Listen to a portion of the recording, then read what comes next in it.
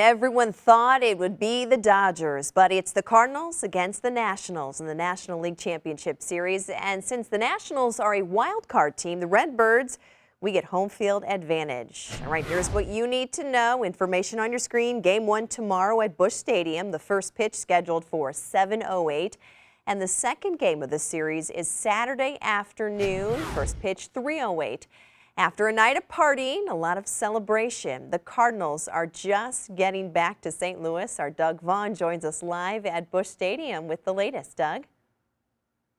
Claire, it's a little quiet here right now, a little soggy as you can see. It's raining behind me. The Cardinals were supposed to have about a 2-hour optional workout. They had 9 or 10 guys or so show up, played catch for just a little while. Then the rain came, they put the tarp on the field, and that was that. You can understand how the Cards would be a little bit tired after playing the game in Atlanta, having that locker room celebration, then watching the late Dodger National game, and then flying back here. They arrived here early this afternoon. Most of the talk today around the ball club was about that Mike Shildt video that was put on Instagram by rookie outfielder Randy Arozarena. Shildt was very excited, to say the least, after the win and let fly some expletives, and he explained what happened today.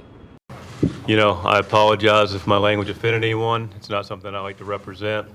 It's not to be excused. It's supposed to be a private moment. But I will say that I'm flawed.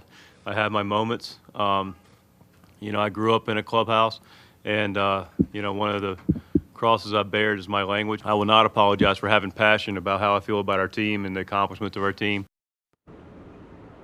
There are already some T-shirts on the market with some of the phrases that Shildt used. A lot of memes. He's a big hit on the internet right now. I don't think anybody really terribly offended by it all. It's locker room talk. I think we know that it goes on. Certainly it won't be a factor when these two teams get going here tomorrow night. Reporting live from Busch, Doug Vaughn, News 4. Well, Doug, one more moment here. One thing y'all notice with Mike Shildt is the fact that he always defends his players.